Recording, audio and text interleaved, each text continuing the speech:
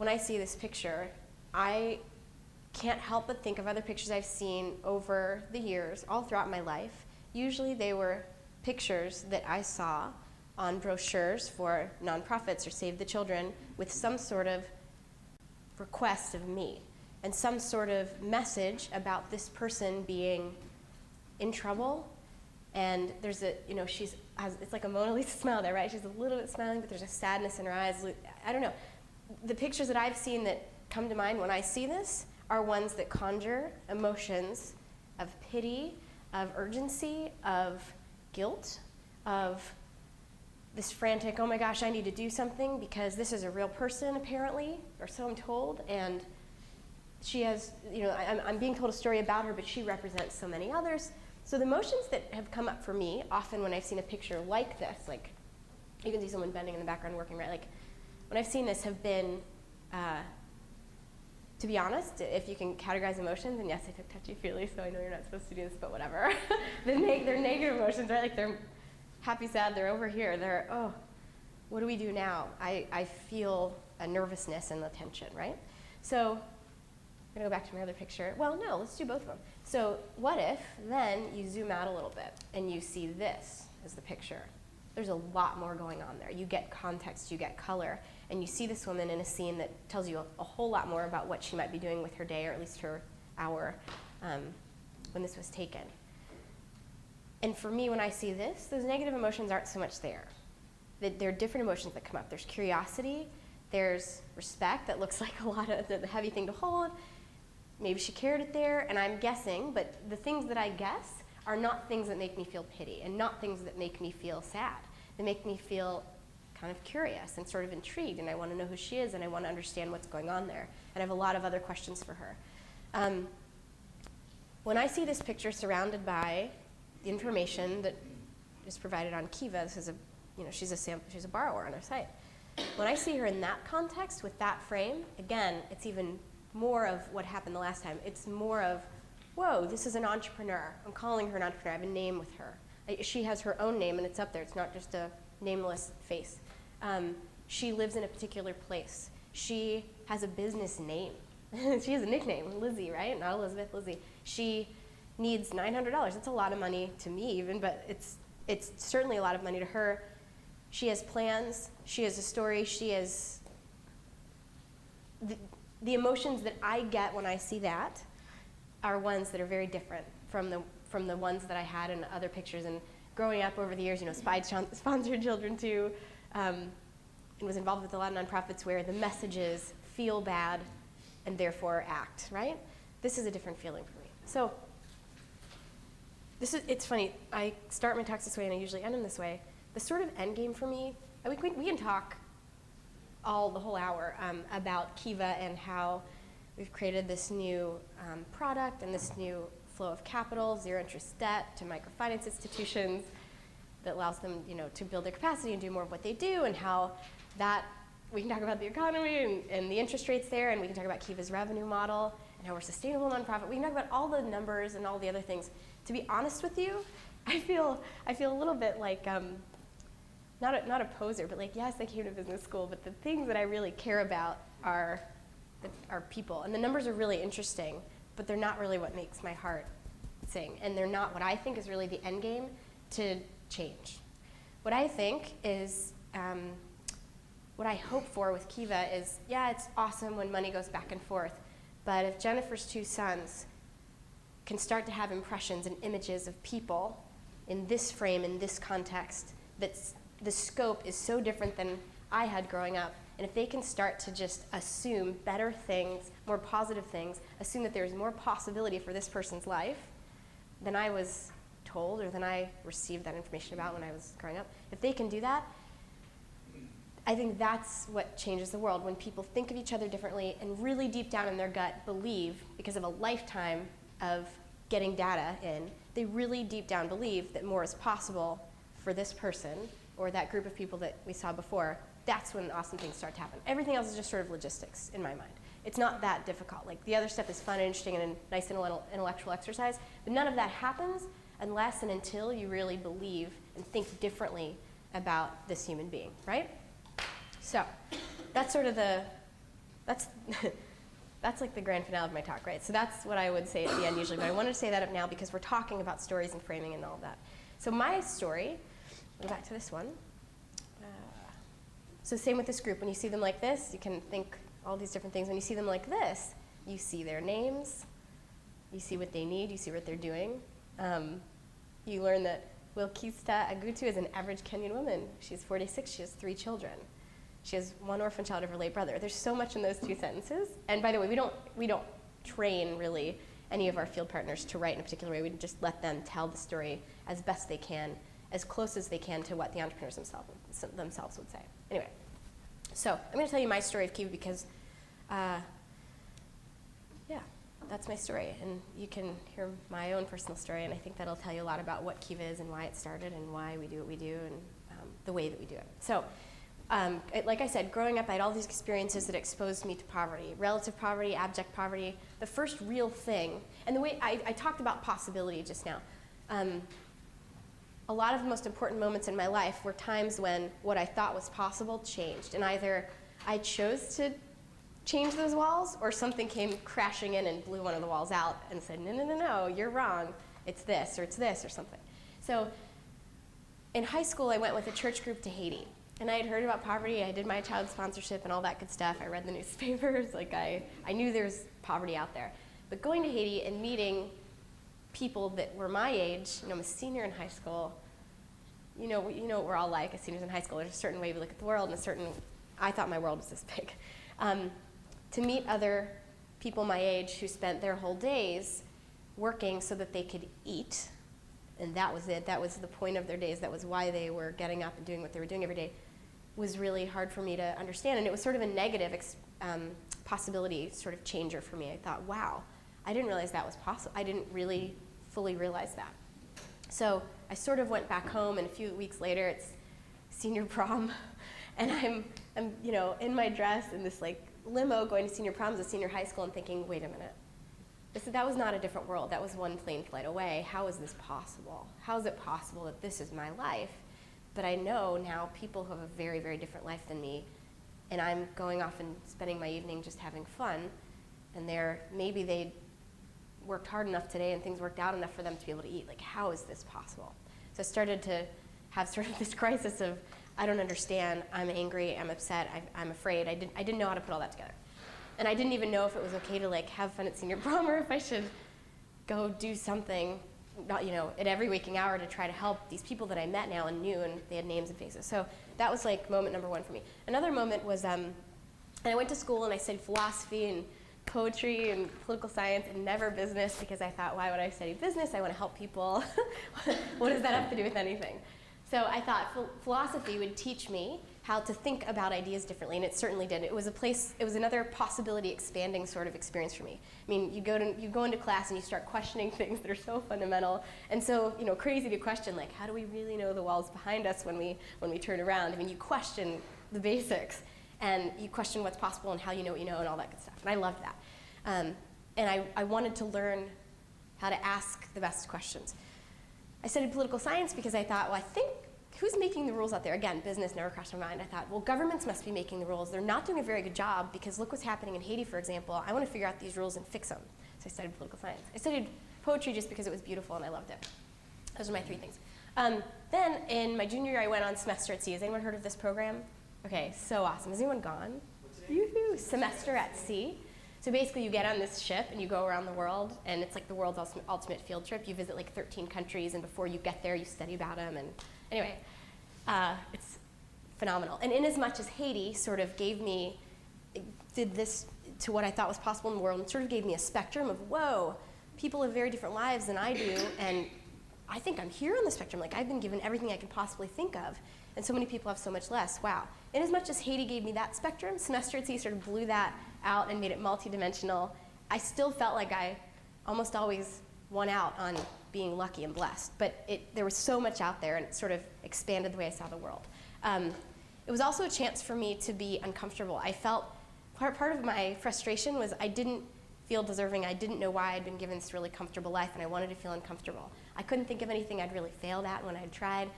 I was always, in high school and college, I was always class or student body president every year, and I always felt like I had this little stamp of approval to like say what I thought and my opinions mattered. Like, I felt like my life was perfect, and I wanted to feel uncomfortable, but so I didn't know what to do. And on semester C, there's a funny tradition where when you cross the equator for the first time, you shave your head, so we're gonna blow by that. And so I shaved my head, and I decided I'm gonna be uncomfortable. I'm gonna make myself experience discomfort. And so I shaved my head, and I like tried to do things as differently as I could for that time on semester C. I didn't do any like extracurricular activities. I lived life very differently for a little while. And it was really good for me. I learned a lot about patience and vanity and all sorts of stuff. But I was questioning, who am I in the world? What's my story? Do I feel okay about my story? And what does it mean with everyone else out there? So anyway, this will pick up pace story. So this is a few years out of school. So I graduate. I still don't really know what to do. I feel like this random white middle class girl from Pittsburgh, Pennsylvania that kind of knows French and likes writing. Like, what are my skills? I don't know. But I knew I was interested in international development. But again, nonprofit international development, what kind of focus is that? Like, okay, so they're both defined by what they're not. So I didn't know how to proceed. And I actually, it's funny because, you know, in business school you talk about like rational consumer behavior and markets and all these things. And I don't think a lot of my life decisions have been that rational. I fell in love, and I moved to California right after graduation, and I moved onto Sand Hill Road. Didn't have a bike or a job or a car. I walked across campus, and my debut at the Stanford Business School was day 2 in California ever for me, and I handed my resume out and got a job as a temporary administrative assistant in the PMP for someone on medical leave. And I was a secretary here for a little while, and I ended up staying for 3 years here as staff. Now, what was great about this was I just took the job because I needed to pay my rent, and it sounded kind of interesting. But what was great was my job evolved pretty quickly, and I got to do other things, like the first Global Philanthropy Forum. That was awesome. And more or less, imagine being here, not having to do the coursework, but getting to sit in on like classes and like go to speakers at lunchtime and at 5:15 in Bishop, and anytime there was something awesome, you get to go listen in. How great is that? So I spent 3 years getting to do that, and in fact, planning some of the events and having an excuse to talk to amazing thought leaders. So that just, you can imagine, again, having no exposure to business up until that point, I was like, wow, this is fascinating. Time value of money. What if this is, who knew? Like, it was a new language, a new vocabulary. Everything was just blowing my mind. So one of the people that I heard speak about 2.5 years in was Dr. Muhammad Yunus, this guy that I thought I maybe heard about before. This was 3 years before he would win the Nobel Peace Prize for his work pioneering microfinance with Grameen Bank. But basically, he came to campus. It was like an S-152. It was a last-minute thing. I went and I sat on the floor. It was super casual. And basically, this man came in, and I love, this is the perfect thing for this class, he told his story. And the way he tells his story is really about, one day I thought this and I did this. You know, I walked across town into a village. I taught at this lovely university, but I wanted to really see what poverty was like. He is an economics professor. And he sits down and talks to people who are stuck in this cycle of lending and are very poor. He listens to them. He hears what they need. He reaches in his pocket and lends like $24 total, and a whole village is helped. It's this fairy tale, amazing, magical story. And it's really, truly his story. And it's a story about how he did things that seemed so accessible and so doable. So I'm sitting there just like lightning bolt shooting through my system, like made sense to my head, made sense to my heart. The way he talked, this was huge. The way he talked about the people that he had met that were in poverty was different than anything I'd ever heard before. He talked about them with dignity and mutual respect, and as people who were already working hard, even though they were very poor, and it was this system that was keeping them poor, not them, not laziness, not all these other things that unfortunately sometimes we hear. And I loved it, and I thought, I want to go do that. And I decided I wanted to go do something like what he did. And I wanted to learn about microfinance, and I thought, those are my skills. I can sit and talk to people and listen, and I can reach in my pocket and lend $25. I could do that. I want to go do that. So a few months later, I'd quit my job here, and I went to East Africa with a nonprofit called Village Enterprise Fund. And they do $100 grants to entrepreneurs who, for various reasons, aren't yet ready for a loan, or there's no one else serving them because they live in an incredibly remote area. And there are other parts too, but that's the gist of it. Anyway, I go to East Africa. At this point in my life, I'd been married for 6 months to the boy that I fell in love with and moved out here for 3.5, 4 years later. So we're married 6 months in, and I leave for this 3-month dream job to go from village to village to village. There's a new village every 2 to 3 days. I was by myself, but met up with volunteers along the way. and interviewed entrepreneurs who had received this $100. It was the coolest 3 months of my life. It was the best. I would sit down with the goat herder and listen for an hour or two about, did they receive the money? What did they use it for? What was the story of their business? How did they use that $100? How did their lives change? And I sort of patched together this standard of living survey that included questions like, before and after the business, can you afford to put sugar in your tea? Do you sleep on a mattress or a reed mat? Do you have a blanket to stay warm at night? Does your family own mosquito nets? How many meals do you eat a day? Is it, and often it would be 2, milk, tea in the morning, and something, maybe beans and rice or something later in the day. How many times a week or a year do you eat protein? There were these details of their life to try to understand where they were and how they were choosing to improve their lives as things went well with their businesses, that just they gave me goosebumps. They were so interesting, so beautiful, and things came out of left field that I would have never expected about how they had chosen to change their lives. So for example, one family said, oh, well, as my business improved, I sent my first 2 children to school, and they'd never been before, but my 10-year-old has a disability and needed a wheelchair, so it took another 2 years for us to save up for a wheelchair, and then she was able to go to school too. Or, our kids, we sent some of them to school, but what we really wanted? We wanted a lock on our door because we wanted to feel secure. Or we really thought the best thing was for us to eat better because we were getting thin and losing weight and getting sick. Or the ways that they had chosen of their own volition to change their lives were all just fascinating. And not every story that I heard was a success story. Many of them had their flaws. I mean, not all the businesses succeeded. Sometimes the businesses were going well, but then someone got sick, and it was, do you buy more inventory for your business, or do you get the malaria medicine so your child doesn't die? And they would choose the latter. And sometimes they would choose the former. It just every day was just a whole range of emotions for me, and I became obsessed with these stories. I started in the evenings, it'd be me sitting in a hut somewhere with a candle, and what do you do in the evenings when you don't know anybody, you don't really speak? Yeah. So you'd hang out with the family as much as you could, but then before I'd go to bed, I would just write down everything I could remember of these stories that wasn't even on the surveys. And when I would get to an internet cafe every once in a while, I would send these stories to my friends and family on email. Once in a while, I would also be able to call and say, oh my gosh, check it out, talk to my new friend, the seamstress in Truro, Uganda, she's so awesome. And I'd hand the phone over, and with a little bit of English, she would talk to my mom, or Matt, or it was so fun. So anyway, you get it. I'm obsessed with these stories. And the other thing was, these stories were, as Dr. Yunus had described, they were stories of dignity and hope. They were different. It was not what I had expected exactly. Yes, people were suffering. Yes, there was need. But they were stories of triumph and story of effort and stories of people doing extraordinary things with this little bit of money and going above and beyond and working hard and having success. They were these beautiful, hopeful, intriguing business stories. So when I was sharing these with friends and family, and at that time, Matt, I was there for 3 months. He came over for the middle 2.5, 3 weeks of my trip, and he too was like, whoa, this is different than I thought. These are not the stories I expected to hear. These are not the people I expected to meet. This is so cool. We started to want to share these. So anyway, I'm going to start to fast forward really quickly, so get ready. So we started to share them with friends and family. Friends and family would respond with, wow, Joseph Onyango, the goat herder in Uganda, sounds amazing. What's he going to do next?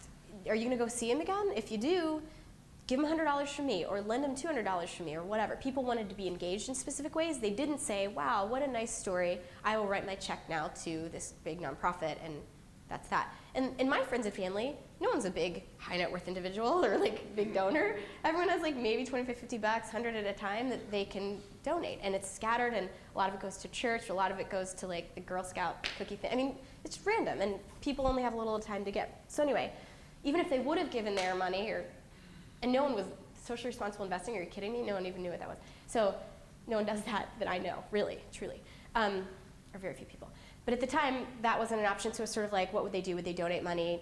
No one really wanted to do that. And even if they would have, what a boring experience. Maybe you get a thank you letter, maybe, and that's that. Or you get a call at Christmas. So anyway, it wasn't fun. And the big aha moment, spring of '04, as I'm hearing all these stories, I ended up interviewing about 150 entrepreneurs, was, wow, these stories should be shared. And in fact, if more people knew these stories, 2 things would happen. We would see each other differently, which is huge. And people would be motivated to act, maybe they wouldn't, but I know I felt motivated to act from a very different place than I'd ever felt before. And I thought that was a wonderful thing. So the task became, how do we share these stories? And then the idea of lending seemed just appropriate because it was direct and real, and that was what people needed next, not a donation. These were business people. They didn't need a handout. They needed just this loan, microfinance, kind of the name of the game, to do the next part of the business. So spring of '04 had this idea to do this very small specific thing. Spring of '05, we had built a website. I went back to Uganda, handed a camera to our buddy Moses and said, hey, let's go visit. And we had 7 entrepreneurs that we've been in touch with for the whole year on email and stuff through Moses. Yep. Oh, so this is funny. At the time, since I was working in East Africa, I was learning Swahili and was kind of obsessed with the language and this esoteric random dictionary online. Apparently it means unity. I've yet to meet a native East African that knows this word. So it's kind of like the Chevy Nova waiting to happen maybe. But luckily it also means nice in Finnish. And it means, it's like a Native American word for a gathering place. But the idea was unity, right? That was our effort. Hold on, Jessica. This is great news. Do you have the one on? Huh? Yo, Micah, you didn't come the first day of class, right? Yeah, sorry. I was turning my phone off. No, we like that. We like with the phone ringing? Yeah. Oh, that's great news. Then we I get hung home. up. You hung up? Okay. All right, so we'll get Micah right. But remember, I really like it when you turn on the phone. And the only thing I ask is if you work in one piece of learning into the phone conversation. Oh, that's so funny. Yeah, no, it's so enjoyable. And that's the only thing people remember from my class. Honestly, it's so sad because everything else goes. So that was great news. Thank you very much. If everyone else can turn on their phones now, that would be perfect. That would be fun. Okay, and I want to get to questions and answers because there's a lot. I basically love when it's a dialogue. So what do I have next here? Yeah, that was obviously this is a slide that's 2 months old. But can I just take a pause yeah. for a moment? Yeah.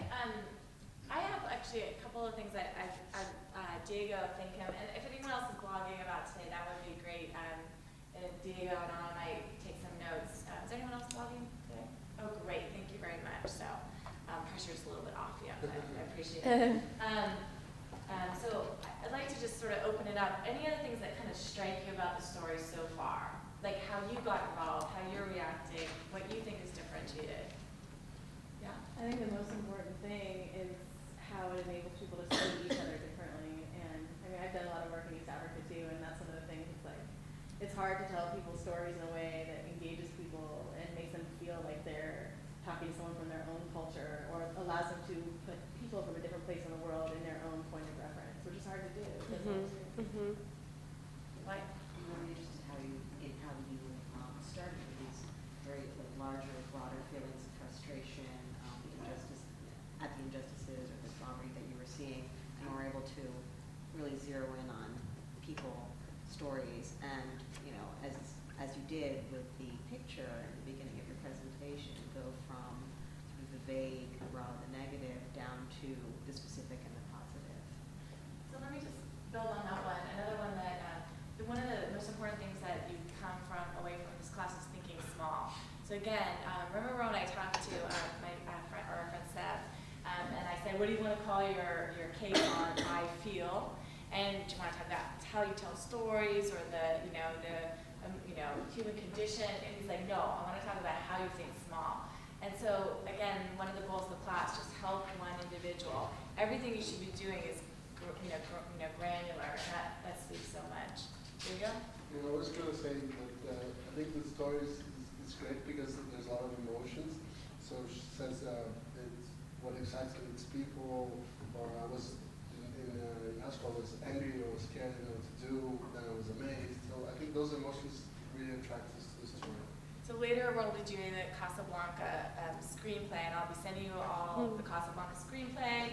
I'll encourage you to get together with your cohort and watch Casablanca. And one of the things there is not only these micro threads or micro lines or micro stories within the larger whole of Casablanca, but it's the exact emotional mapping. So what you can do as you're watching Casablanca is you can literally just take some sort of like, I'm feeling this now and this now. And if you just draw that as you're watching Casablanca, it'll destroy the viewing experience. But you will have a much finer sense of what the emotional arc was and what actually happened, how you felt during that time. Abhishek. Can we ask questions about Kiva?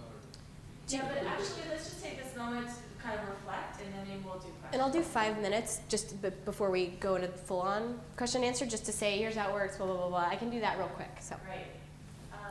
Yeah. I think the part about coming to help from a place of fear and guilt to a place of hope, like resonates strongly with me. I mean, growing up in India, these are people who would be like in the next village or something, and I would be like interacting with them on a daily basis. So one of the things I noticed after coming here to Stanford is that poverty means something so bad to a lot of people here, which I was never able to understand, because in my mind, everyone was aiming for the next step in their life. Mm-hmm. So if someone didn't have money to put their second kid to education, her next aim was to earn that money to put that kid in education, and not that they should become Billions or something. So it seemed to me like I was more different from them, because I was. You were looking for your next step too. That's really interesting. So it's interesting to see like where you come from, where you initially had fear and guilt, and why am I so lucky and why are they not? And for me, that was something I never had. So it's interesting to me. Cool. Yeah. That's a great observation. I think one of the things that was interesting to me is you said the other ways, or more traditional ways of giving, weren't fun for people that, you said fun, but like weren't actually really engaging for people that were giving money and sort of almost on the back end. Like they might be able to draw people into these stories at the beginning, but then maybe they get a thank you note or something like that, and then the relationship kind of ended. And so I think that's actually a point that it feels relevant to me in the context of these projects, is figuring out a way to make it not just a one-time kind of transactional relationship, but something that you can actually really engage with over time, and then hopefully, to your point, really encourage other people to get engaged. Yeah, I mean, another, it's like Jessica just said, people give to people, right? So like independent of guilt fueling it or happiness or pride, whatever is fueling it, people give to people. So that initial personal connection that we talked about last night is huge. And you'll like this, 90% of people keep their money in the system. So people it's a hugely loyal group. People relend, and add to their portfolios. And it turns out, we can talk about this too, it turns out the loan, we didn't know this at the beginning. It's a very sticky tool. It's a very good tool for connectivity, because if I give you something, even if you're like great at giving updates and stuff, it's only so relevant. We all know that like my $25 a year ago probably still isn't having that same like fresh impact as it was. Like it's great, and there's other secondary and tertiary effects, but like really. But if it's a loan and you keep getting your $1.25 back every month or something, it's a very different feel. I think the thing that stood out to me was the power of the detail story, the really small things that you might overlook. And we're working with teenagers who are incarcerated, and just little things like giving them pencils to be able to write in their journals. I mean, that very quickly can turn into a weapon. So there's a lot of, focus on counting the pencils and getting back. And I would never even think about that in my daily life with a pencil. And so then you start to think that they're in some kind of survival mode where a pencil becomes this, tool for them, and they really want to have it and stuff. So the power of the details and you spending so much time with them and getting down to the deeper levels or layers, it's really powerful. I think it's a good takeaway. Cool. It struck me how passionate you are about it. I mean, here you are, you're married for 6 months, then you go for 3 months to East Africa, and you're just like going from village to village to village. But you're so passionate about it, you're so excited about it, as opposed to being, it was really tough. You didn't mention at all, like, it was really hard to do this, it was hard, like, not to see my husband, or it was hard to go to all these different villages. You just talked about how passionate you were, and how that passion kind of moved on to your friends. Like, you talk to your friends on the phone, and they all would want to send money and want to help in some way. And I think that is kind of how passion builds. It actually makes me passionate about it, the fact that you're so passionate. So Cool. Good. Well, I mean, that's a whole other class, right? Like, but yes, good observation. Yeah. And I felt like you talked about the task at hand, like why you actually went to East Africa for like only a couple minutes. I almost like forgot like why you were there, but Right. because you didn't go to like collect the stories, you actually went to like Right. field research for that. So, Right. I like that. I feel like a lot of people in your shoes could have just gone, done the research, come back with like, a couple like statistics to try to share with people, and that wouldn't have been as powerful as like trying to tell the whole story. All the information. Yeah, it's what, I forgot about that part too. Like, that wasn't my assignment, but I loved it. And I remember asking Brian, I'm like, Brian, he's my boss and like amazing mentor, the guy that started the organization. I'm like, Brian, what if will you let me like come back and just spend some time writing these out and like making awesome case studies, and I'll take pictures, and like these would be really cool to share with people. And he's like, sure, whatever. And that, it didn't have anything to do with like analyzing the data, and like it was all in a nice Excel spreadsheet, but I didn't really it wasn't that exciting. Combining those last two insights, I hope one thing, to get into the GSB, you probably spent spent some time thinking strategically about the stories that you told about yourself, like what made you unique, what made you you, right? You probably had a couple really concrete, detail-oriented, probably quite emotional stories, and then you probably got into the GSB, and I don't know the degree to which, you know, you keep kind of going back to them as ghosts in your mind. But the purpose of this class is to reconnect you in some way, shape, or form with those essays that you wrote, because the story, so one thing that would be great in this class is if you have an arsenal of personal stories that defined you, and as you start to think about those stories and how they affect the organizations that you'll be creating, the more power you will have. Micah. I was just gonna say what I liked about your story was that it wasn't condescending, and that, you know, we have you from the top and other, you know, people who come and talk about sort of how they got to where they are, and it's always like inspiring, but sometimes can be distancing, because it's like, well, I thought of this like business model, you know, like if you just think about it, you know, or if you are smart enough, it sometimes can be the undertone that kind of like into that. No, I And so I hear you. I so hear actually really appreciated that you didn't try to be the expert or say, you know, I know everything about international development. I think bringing up Muhammad Yunus was great that he inspired you, but he himself is intimidating because he is such an expert in what he does. Yeah. And I actually found it very like personalized, and that you're like, I'm not here to tell you like this, everything is perfect, or that I'm, you know exactly what to do. I just sort of like tried to be a connecting point, and I also thought it was really not condescending about the low amounts of money. You mentioned your own family, that, you know, there weren't these, because sometimes people who are saying it have the capacity to give a lot more money, so it could be that even though you're inspired, you're like, yeah, but I don't have $2,000 or something like that of what they might be implying kind of in their backstory. So I like that you brought that to the forefront. Cool. Thanks. Yeah. This is really interesting. The other thing you said is that as you were listening to these women or this guru is that you framed it as stories of dignity and hope, and it could have very easily been framed as poverty and what they didn't have. And I think that when someone's listening to that, it's really, you want to get involved in empowering other people. So if you frame the story in a way that you're enabling, and they're capable, you kind of want to be a part of that. So it's just kind of a contextual thing. I think a lot of times we see these stories on TV, and they have this really sad music, and it's black and white, and you just feel down. Slow-mo, yeah. You know, you feel drained watching it. But here, I mean, it's like lively. You're like, yeah, I want to be part of that. I want to help them. Let's do it. Awesome. Well, it's funny because when you said the only thing, you're like, oh, only thing people will remember about my class is like the phone thing, which I know is a joke. Like, I actually think that happens where I could even tell you could read the same information that maybe you'd see on this business profile, you know, from before. But if you also include some of the other details, like that may be the only thing. Like I have this neighbor I've never met that has this bizarre sculpture in the yard. All I know about them is they have the bizarre sculpture. Like, and sometimes the details that we throw out there, for better or for worse, sometimes like one really surprising one or something will stick, and everything else sort of gets lost. So I think it's got to be very careful, because like in that one business profile, it said she has one orphan child from her brother. I mean, could have talked just about that. Could have talked about a lot of different things that probably would have stuck, and it would have overshadowed other details. You got to be very careful what you reveal and what you don't. Great. One last comment, and then I'll let you start Sure. the model and see if we address Abby's point. Cool. And that is really, as you start thinking about these ideas and how they affect your causes, keep thinking about the role of measurement. So, for example, Jessica mentioned that she just wrote down, she just developed a little questionnaire, started developing, you know, what was the before, what was the after. And so now you're starting to incubate your own ideas.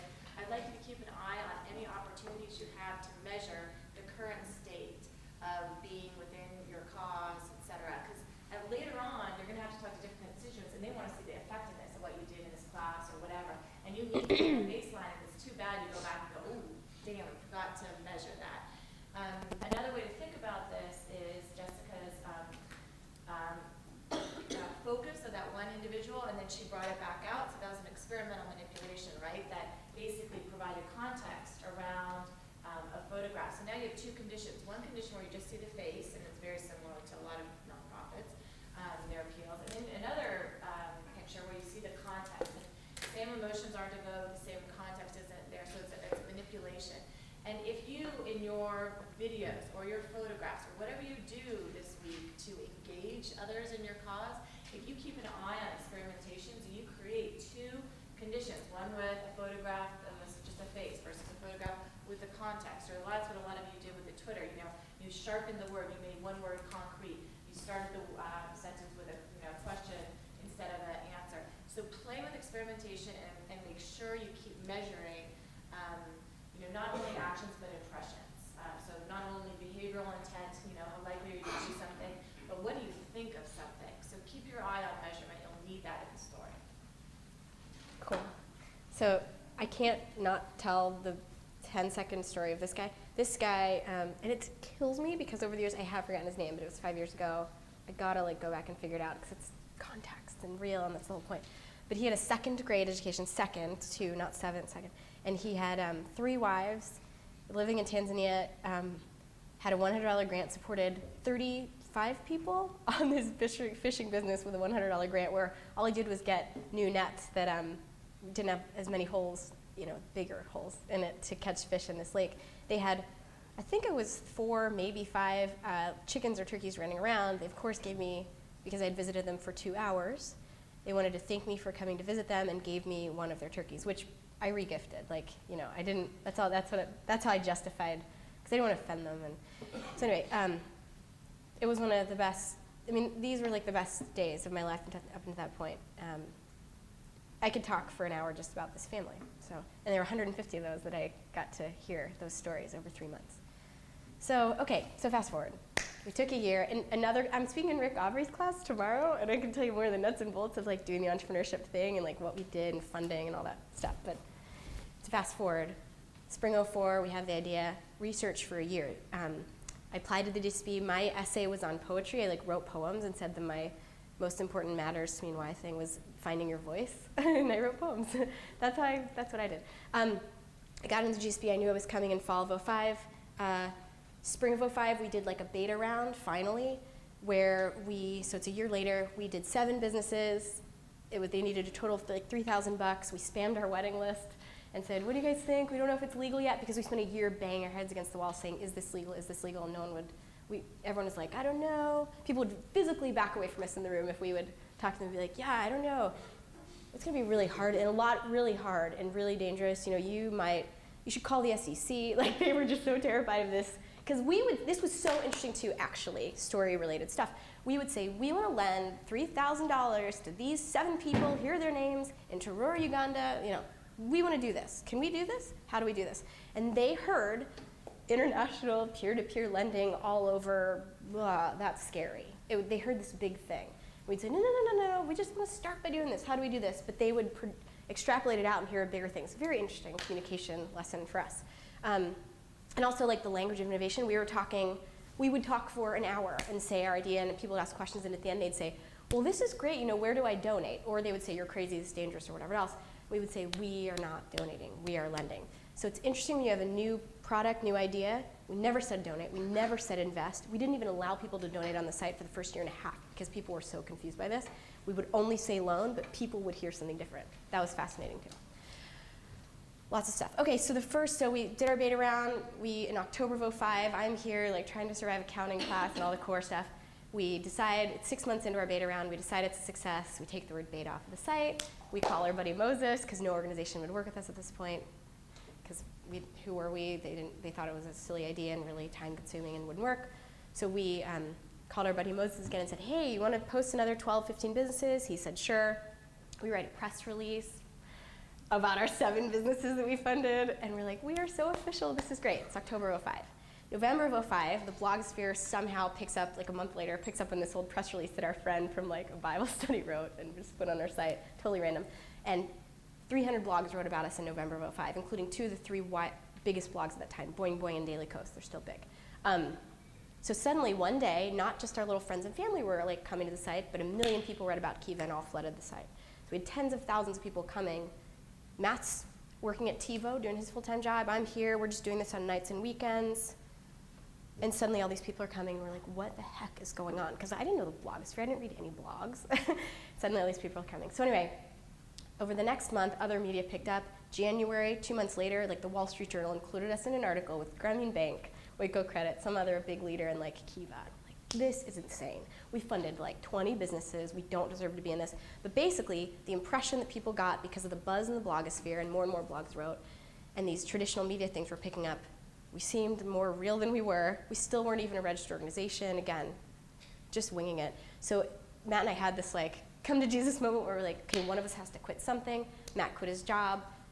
I almost quit the GSB. I'm glad I didn't, but we sort of got our act together and started to be real in like spring of '06. So anyway, first year, October of '05 to '06, we did 500,000 in loans that year. We were flipping out. We had like 5 real partners. We were totally excited. Second year in the GSB, that's where things are in life. So that's first year, 500,000. Second year was 14 million. Third year closed, I think at like 45. Today it's at 56 million, and we do about $100,000 or more a day in these little $25 VITs. They're lenders and entrepreneurs in 150 countries worldwide, and it's just grown really fast. Obviously, that's a big summary, but I can touch down on any other parts that you'd like to know. The way it works today is not us calling our buddy Moses, but we have lenders, obviously, that come to the site, browse these profiles. The profiles are posted there by microfinance institutions all over that go through this big due diligence and vetting process with them, give them an account on the system. Depending on what sort of rating we give them, we developed a rating system. If they're a 5-star MFI, according to us, maybe they have, X hundreds of thousands of dollars size of an account that they can fundraise each month on our site. If they're a 1-star partner, maybe it's 5,000 every month or 10,000 every month. And we monitor them and monitor that, and it's this huge algorithm with like 37 different qualities. There's a lot of science behind it too, which is fun. But basically, they have accounts, they post the profiles, they raise the money. It goes from lender to Kiva, Kiva to the MFI, MFI to that specific person, comes back with interest from that borrower according to the MFI. We don't micromanage. We choose only really good ones that we think are doing fair, good, socially, focused business with those clients. They pay back Kiva just the principal, no interest. So they keep all that interest, which is why it's valuable to them. They're saving 10, 15% on their cost of debt because they source it through us. It's also flexible, friendly debt from lenders that take the default risk and all sorts of other risk. And then we pass back the principal to you, the lender. So 70% of our revenue, if this is interesting, comes from this optional lender fee, where right when you check out, we say, thanks so much. All your $25 is going to the seamstress in Cambodia that you've chosen. All will come back if, as she repays, which almost always happens. But would you help us pay our rent? And we finally, after like a year and a half, allowed people to start donating. We say, you're lending $25, would you donate $2.50? When people are comfortable with that price point, of lending $25 and seeing that go out the door, they're almost always comfortable with donating another $2.50 or $55 or whatever it is, 10%. So 70% of our costs in 2007 were covered by that, and that's just one of 5 revenue streams. We have float. At any given time, there are millions of dollars in our account going back and forth. We get interest on that. We do traditional fundraising. There's the business stuff to this too, and that's fun. But this is the site. You go, you click lend. You see a group, you click on them, you get the profile page like we've seen. This is a huge group, kind of an anomaly. If you'd scroll down, you'd see lenders to this group. One of the other things we do on Kiva, and I did make get slides, but I think we should just talk in 2 minutes. If you click on a lender profile, this is one of the most bare bones lender profile pages you'll see. One of my favorite parts on the site is when it says I lend. It's supposed to say I lend. We're going to change it. It's grammatically not as good. But I loan because, right? I lend because. And people say why. She just says because I can. Other people have these. They get on their soapbox and it's awesome. And they say what they believe and why they lend and why they feel privileged and what they love about Kiva and interacting this way. It's very cool. If you're interested, browse those. I love those. But basically, they have their own portfolio page to say, oh yeah, well here's my story. Here's who I am. Here's what I'm doing. And it's really, really easy. Our site is not rocket science. It's very bare bones, very simple, as you can see. And if you look under the hood of the site, it's very funny. It's patched together. I mean, Matt designed it, the first parts of it on nights and weekends when he was kind of learning to code on his own. It's scrappy. And I think that's actually part of our personality and our sensibility. This is important. I wanted to say this. I'll get to that. Journals, you can see the journal updates. So the stories keep coming. As the money comes back, you get updates with often a qualitative little update on, hey, greetings from Tanzania, guess what's going on here? You can read it. And I think right now we have for every loan, you always get the quantitative little repayment updates. And I think at any given time, we're working hard to make this go up and up and up, but we have these really good, often they're paragraphs and paragraphs, written by fellows. We have a fellows program, which is basically a repeat of my dream job from 4 years ago, where we send people out, you interview 150 businesses, and you blog about them. And you check on them, and you do sort of a soft audit and an update with these stories. And they see it through fresh eyes, and they tell other lenders of what they've seen and who they've met and what it's like. It's awesome. Take pictures. So anyway, about 20% of businesses, I think right now, that's our stat, have at least one of these qualitative journal entries. We want it to be much more. We also have lending teams. That's its own story. There's a Stanford GSB team. Join it. Okay, here's the deal. Our mission is to connect people through lending to alleviate poverty, for poverty alleviation.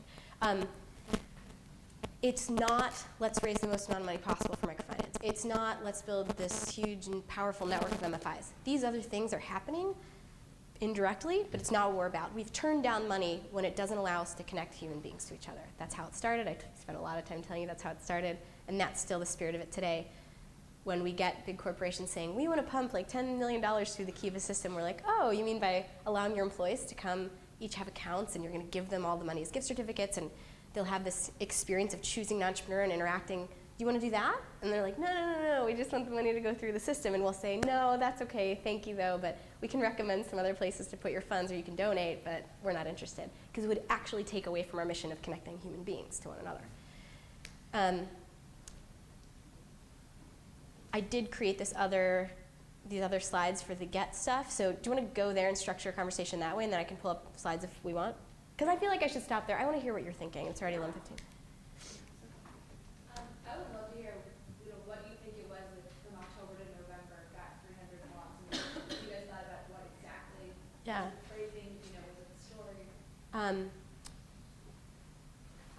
I think so I've used this word like sensibility or brand. I don't know. I kind of like that word lately, and I'm just going to use it again. So that like sensibility.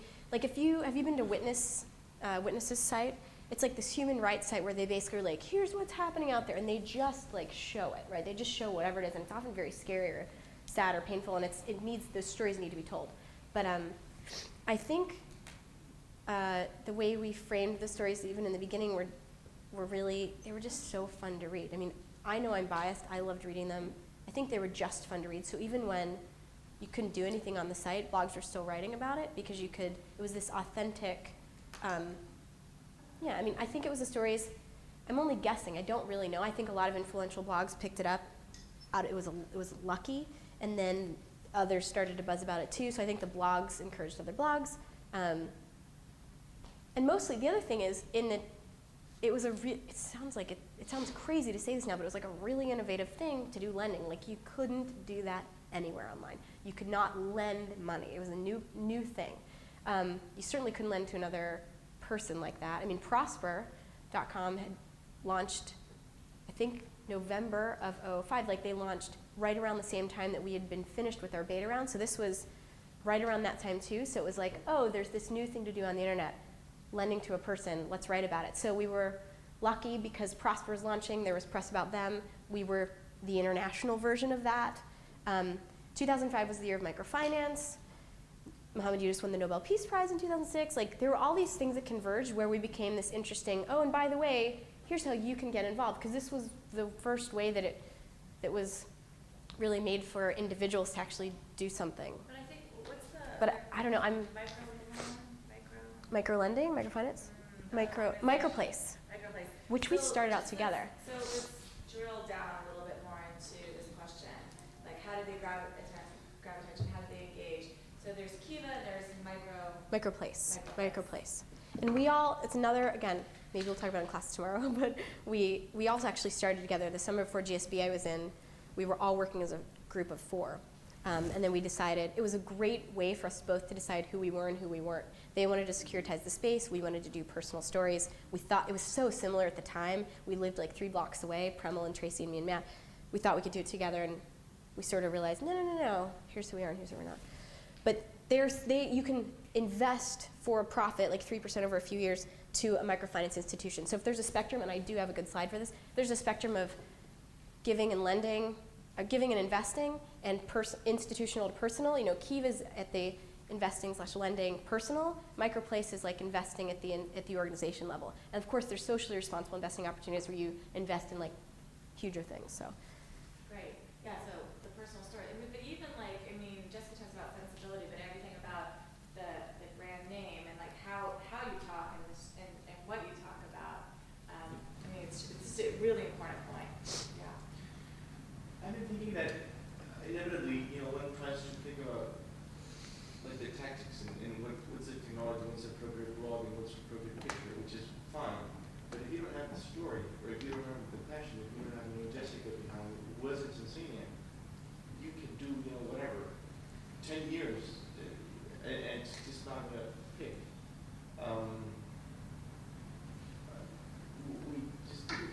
We've been thinking we're working on the Kiva for Education model. Oh yeah, we have to talk. Yeah, and I think I was someone in it. we're talking about the blog, and Twitter, and this and that, and this is really tough to make it happen. But then last Friday, I had a meeting with the government school in East Palo Alto, and so we were thinking about scholarships, for college, and suddenly he said, okay, they said, let's think granular. He said, look, very good. There's what's her name? I forgot her. There's a girl, and basically she needs $15 per week to get to school because they moved. So once you have that connection, I think, as you said, it can be a scrappy homepage or whatever, a very improvised blog, and something resonates with, with what someone was telling, with the passion that those pictures of Tanzania. So my point is that, sometimes one can get too lost and waste too much time thinking about the technology thing but when we should, devote more time in the story, the passion, the connection, what is really driving you. Does that make sense? When I was thinking about the get stuff, my whole analogy, which is dorky, but I'm dorky, I don't care. It was this is like falling in love. It's all about falling in love. And I think people fell in love with Kiva and it wasn't always rational. It wasn't always because we were doing things perfectly. We were kind of scrappy, throwing things together. Our business model in the beginning was really bumpy, but people loved it. So think about getting attention. Think of hopefully everyone here is falling in love, right? Think of when you get that attention. I don't know, it's not always rational, but there's something that draws you. There's some chemistry that you're whoa. And then engaging. There's this flirtatiousness. There's some. I have my other slides, but this whole way of getting attention. I think people. They love Kiva, and I don't know exactly why. I love the entrepreneurs that I got to meet, and I think as much as you can just make that introduction, we love each other. People love each other. People love other people. So if you can introduce them to people that surprise them and compel them and intrigue them, they fall in love, and they just want to even deal with the crappy site, and they don't mind clicking more times than is a Web 2.0 kind of best practice to get to it. And they don't mind patching stuff together or building their own tool because we haven't gotten around to it. And we're a good tech company too, but people do things in spite of barriers if they're in love and if they're just, like you're saying, they're passionate about it. So I don't know that we should be followed in a lot of things. We were ridiculous in our funding. Our funding was my student loans. And we weren't able to pay staff in the beginning, at least for the first year, right? So we would say, oh, we can't pay you, but you want to sleep on our couch and eat dinner with us? Would that help? So that worked. We couldn't pay someone to design our logo. We're oh, but this is really our dream. Do we have anything that we own that you want? So we gave the designer Matt's old guitar. This is how we did it in the beginning. We're not we did the perfect funding strategy and went to angels. I didn't know what an angel was. Are you kidding? No. So I think you when you have a dream, when you're passionate, you're in love, you throw a bunch of stuff out the window and you just get it done and you go for it and you. So I don't know. And then notice when you say, listen, I don't have money to pay you for the great logo that you're going to create, but do you want to have this guitar? It does something different to the person who's giving it to you, right? It shifts the way they interact with you, and now the relationship between you is fundamentally different than any other utilitarian business exchange-based model. It creates time, it creates money, it gets people to say, I would like to give to you, and Jessica's I didn't ask you to give to me, or it creates a whole different dynamic, this multiplier effect, which we call. Yes. So, thanks very much for sharing the story. Oh, it's totally fun. My pleasure. So my question was about solving the accountability problem. Yeah. The very fact that it's a lending model. The accountability. Yeah. It kind of the money supply, so it kind of solves itself. But in terms of partner selection and partner management, do you have field staff sitting there? We have 17 full-time staff at this point, just focused on that. We've kind of divided up the world, and I can show you, not to push your question away, but there's a lot of information on our website about here's what we check on, here's how we qualify, here's the vetting process, here are all our partners and how we rate them. It's all there, and it's kind of complicated to talk about, but I can show you. I'll send you, if you send me an email, I'll say go here and I'll send you links. Does that sound good? Yeah, my question was. Oh, initial iterative experiences where you had to like remove some partners, or Totally. how did you like build that? Oh, such a good, okay, wait, this is great. Yeah, we totally did. We've had fraud, only about like 4 out of about, like how I say about, that's terrible. We've had 4 cases of fraud out of 112 partners up until now. And also at the beginning, we went very quickly from at the beginning, like begging for people to work with us. We actually had 2 people just graduating undergrad at Stanford that are like, we think we could go start an MFI in like Nicaragua. And we're like, awesome, you can have all your funding through Kiva. Like we were just, come one, come all, let's use it as a big experiment, we'll partner with anybody, right? And now we like turn down most people, or most MFIs that come to work with us. So when we have had problems, we believe in this radical transparency sort of way of communicating with lenders. So when we've had fraud, we tell people, like when we know, we tell them what happened. We say, we're so sorry, you won't get your money back because someone like ran away with it or whatever happened. But we hope you'll keep lending, and thanks for hanging in there with us. This is hard work to do, we're doing our best. We really appreciate you like doing this wonderful social experiment with us. And people write back and say, thank you. They say, thank you for being honest. Thank you for telling us about the fraud. Keep it up, hang in there.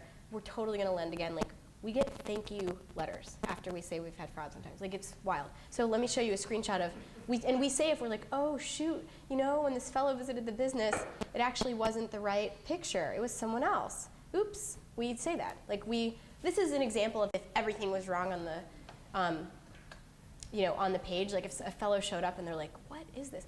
The photo was wrong, the amount was wrong, the location was wrong. Like we would put it all there and we would tell people and just say, we're doing our best. And this doesn't happen a lot, so we also do a good job. But when it does, we just are really honest. And that people seem to really appreciate that. Because again, think of like turning the old nonprofit model on its head. Like everyone wants to always say everything's working great and perfectly and your money all goes there and da-da-da. We say, here's the reality. And we don't like, oh, this was a lot of the feedback in the beginning, like the first year when we were like asking anybody who would talk to us, hey, is this legal? Why don't you do this? What about this? What about this? And we'd cold call the SEC, which actually does have very good customer service, which is surprising. We would say, are you gonna arrest us? What'll happen? Is this, who's doing this, right? And people would say, well, you should really aggregate risk. That's a nice little like best practice. Sure, aggregating risk is good in investing. But we didn't want to do that. We didn't want it to be this, we wanted it to be the connection, so you don't aggregate risk. You bet on this person and maybe they fail. And other people would say, oh, well, you should really let people donate because they want a tax write-off. But these are people that give tens of thousands of dollars and want the tax write-off. I, for years, would keep my little receipts for like, I gave my sweater to Goodwill, it was like $13. Or like, I gave my $25.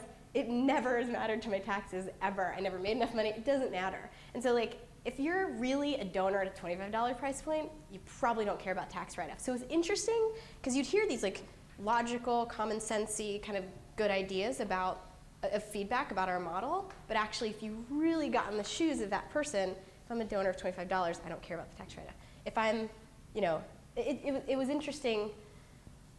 This is totally not a question, I'm still talking about it, I'm sorry. But it's been interesting to like hear these very good points made in very rational ways by logical experts, but to try to do something different anyway, because we thought, no, maybe not. Maybe they don't know like my friends and family and what they really want.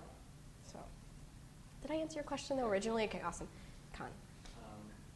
One of the last slides were about how to market your business for entrepreneurs. I want to know if it is the case that people favor like good-looking people. Totally. African women get funded 10 times more quickly than like Bulgarian men, for example. People get that. We have this whole talk about useful regression projects. Woo! Like we know like if there's a kid in the picture, I'll tell you all the things that it gets funded more quickly. Child in the picture, the darker the skin color, the more rural the scene. If there's a visible physical disability, like watch out, that thing will go like it feels weird to know these things, but it's really true. So we know a lot about lender/donor behavior. In fact, let me show you this. Good question. Okay, let's take these. So these are all people I've had the privilege of lending to. Popcorn seller in Samoa. Let me do this. This guy, he's great. Butcher in Afghanistan. So he's scowling. There's like meat hanging in the background. A lot of our lenders happen to be very, in the beginning at this point in time, they're like very liberal. You can imagine a lot of Californians maybe being vegetarian or something like that. They're not exactly turned on by like this picture. he's like sharpening his knives. He's kind of, right? If I said make up a story about this guy in the beginning, who knows what would have come out of our mouths, right? So he's kind of the underdog. So like I wanted to lend to him because I know he'd be slower. Although the good thing is he's in Afghanistan. So let's go. Okay, well this guy, totally slower funding. He's in a pretty urban-looking scene. Poverty looks very different to him. Being shut out of a financial institution is a reality for him because he's a gypsy, right, of Roma culture. It's un-PC to say gypsy, but you know what I mean. So he had a real need. It was just as real as this woman's need, Elizabeth's, right? But she strikes people so differently. And by the way, it's so funny when you're describing your son's like behavior, not atypical of like adult lenders, right? Or with kids in classrooms, often they'll tend towards like fluffy sheep, pretty animals in the pictures too. But really, kids and adults, I think, often make very similar decisions. What we hope is that we talked about which details you choose to reveal. So you can see about the entrepreneur and then about the field partner. Wouldn't it be great if actually you had like legit market forces at work here? Right now, every business on the site has always gotten funded. So there's not competition happening yet because everyone just gets funded. If you are over the bar, right, and you're a partner and you post things accurately. Wouldn't it be awesome if you had 6 potential borrowers all in, Western Kenya, and everything was the same except they were served by different partners, and the different partners would be able to say, well, we serve only women. Well, we have lower interest rates. We train people for like a year before we lend to them. Whatever it would be, it'd be interesting. I'm not saying better or worse, but wouldn't it be interesting if people started to make decisions more on that versus smiley face, kid in the picture, et cetera. So it's a big responsibility to know those things, and it's so tempting to want to hold off on posting any more Kenyan women until like these poor Bulgarian guys get funded. And it's still a matter of like a few hours versus a few days. Like everything gets funded really fast, but Jim. How do you think about sustaining Kiva in the long term? I mean, I've worked with a lot of nonprofits over the years, and one of the issues is our society tends to have a little bit of a flavor of the month, a flavor of the year mentality, so that domestic children's issues can be hot for a while, daycare, and that'll get a lot of funding, and all of a sudden something else. Do you think about if this may be a terrific organization building great success, but to what extent do you think about supporting the administrative infrastructure by building some long-term endowment or some sort of, how do you, 25, 50 years from now, how has Kiva sustained itself? So Not just help people around the world, but totally. sustain the mechanism for helping others. Totally. So we don't want to be around if people don't want to do it. It's like a business that says, how can we always guarantee we'll sell our product? Well, if people don't want to buy the product anymore, we don't want to sell it. So maybe it won't happen. I hope it does. I think it will. I think we'll evolve. We're nimble and flexible and act quickly, and we iterate, and I think we have the right values in place to be able to change with the times kind of thing. But in terms of actual finances, we have 5 revenue streams. The one was the optional donation from lenders, which I said, that may go down over time with relending, who knows. The other one is float. Interest as the money goes back and forth. And we do have like this for-profit part that holds the lender's money. It's invested in money market funds. Like we're good investors with that. 3, and these are smaller, but they're interesting. 3 is breakage on gift certificates. It's kind of high. Hey, that's us. 3 is breakage on gift certificates. I could talk more about that if you want to, but it's basically you never use your gift certificate, we reabsorb it. And in that category is actually unused credit too. We're starting to implement that. If it's sitting there for 2 years, we'll absorb it back if you don't relend.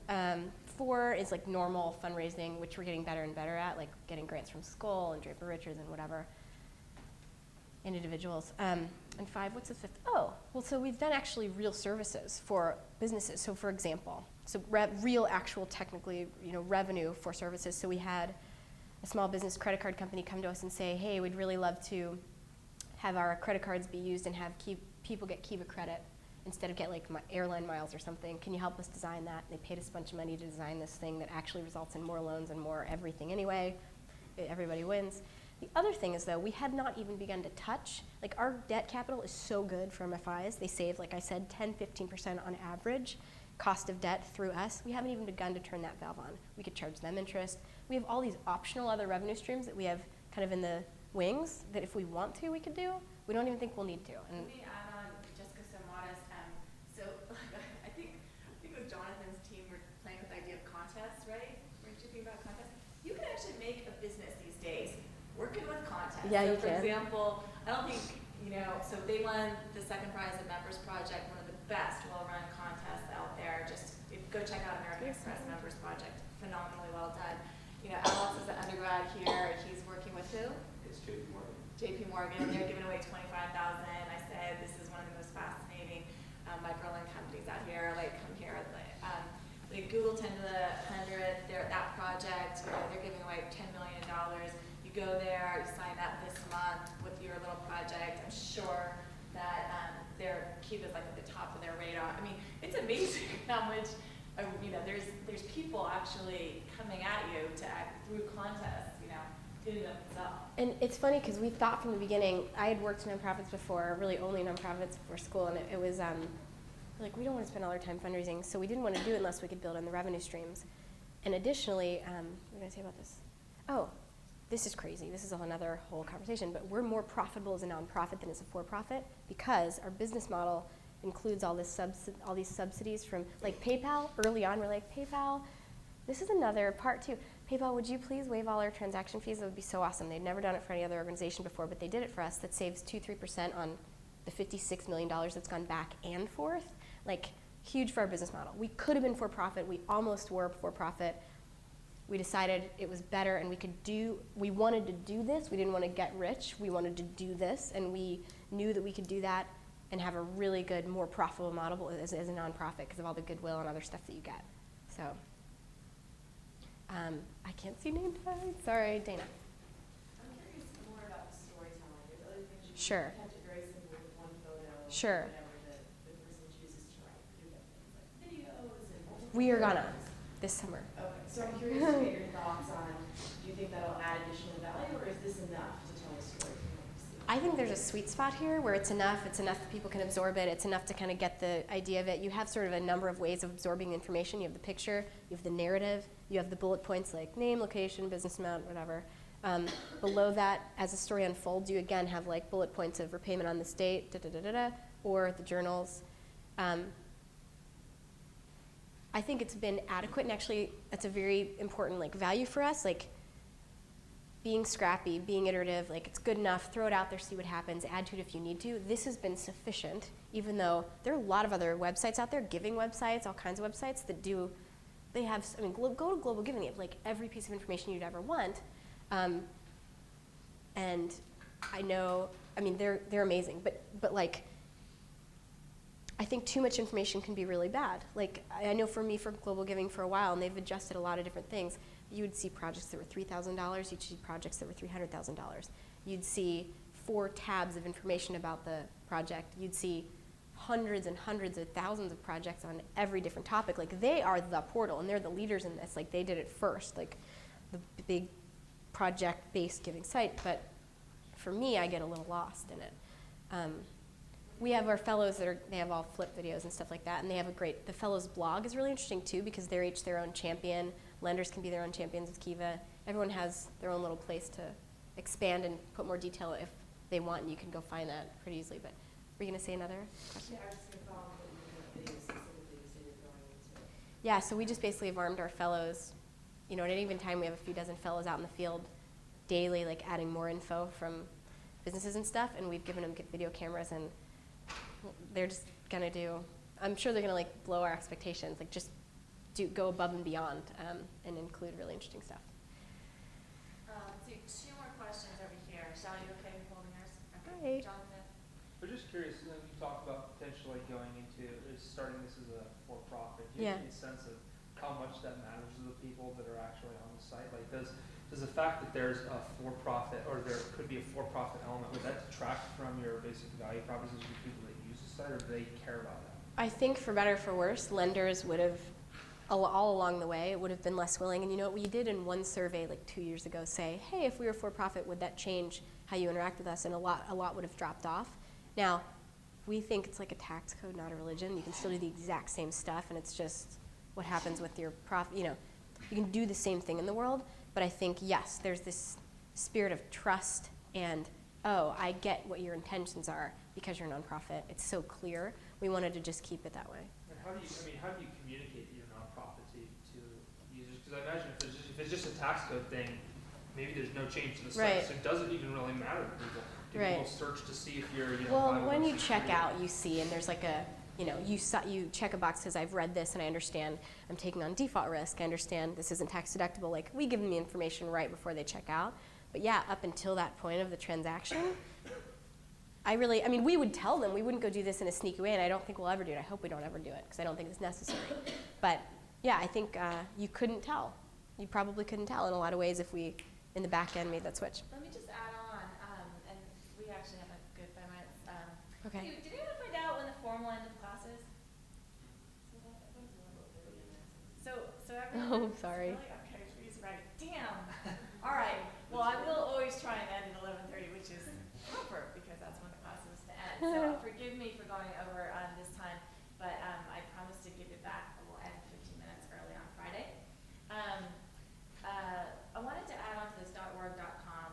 So Cassie and I have a stream of research with another individual, Kathleen Pavos, and what we do is we manipulate whether people are introduced to organizations as a .org versus a .com. And what we find is 2 or 3 effects that are really interesting. First, .orgs are highly associated with being warm, inspirational, engaging. People want to work there. They are seen as totally needy. People do not want to buy products there.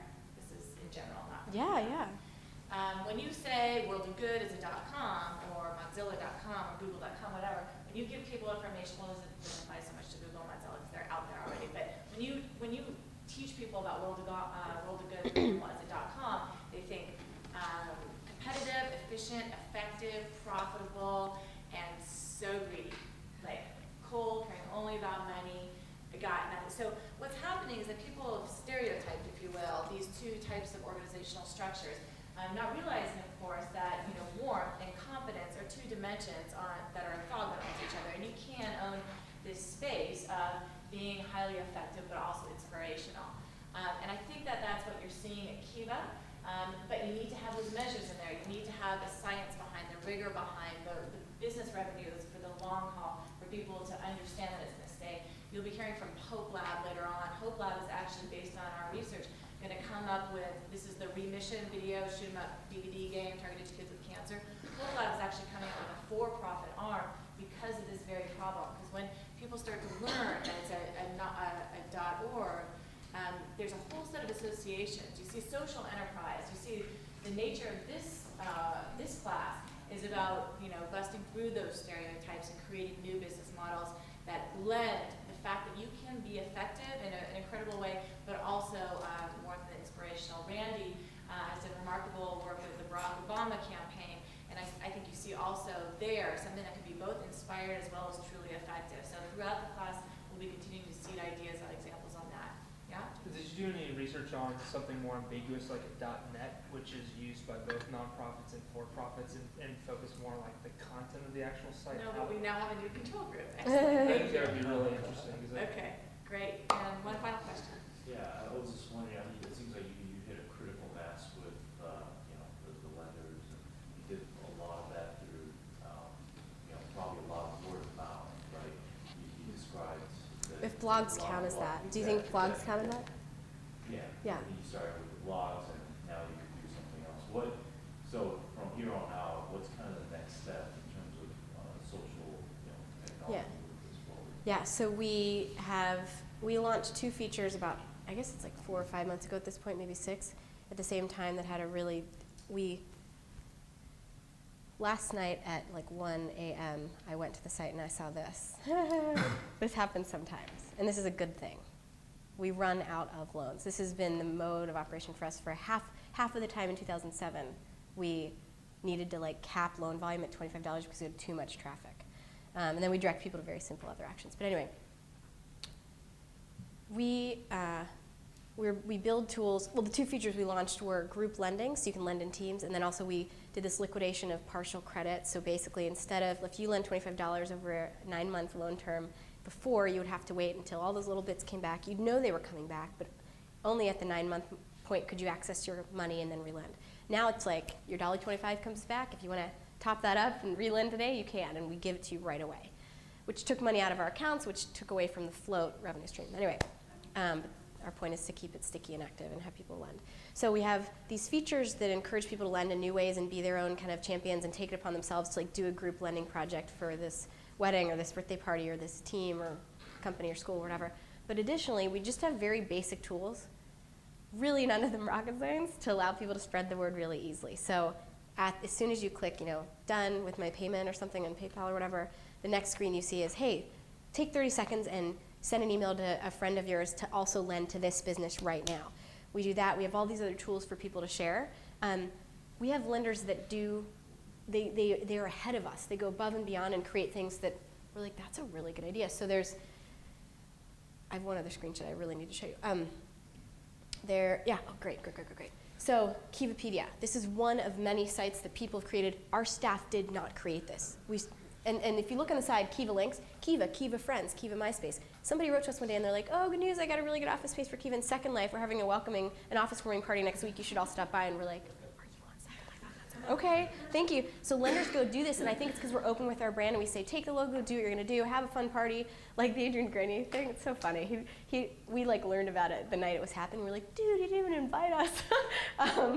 People do things because they love it and they can feel ownership and do it themselves. There's Kiva TV, 24/7. You can go watch like videos about Kiva if you want to. Kiva Podcast, Kiva Store. Someone else did the Kiva Store and said we should make t-shirts with Kiva's logo and tote bags and stuff. Our lenders just go do this. I think it's because they're in love. I think it's because they love it. And we certainly don't lock up our brand and our materials. We spread them out. We have discussion boards. We say, what do you think? Use this, use this. So we empower our lenders. We encourage them and we say, go team. It's like art, right? You look at it and you decide what you think it is and then run with it. We're not trying to own it too closely. We think it's a movement that everyone can kind of define and do what they want with.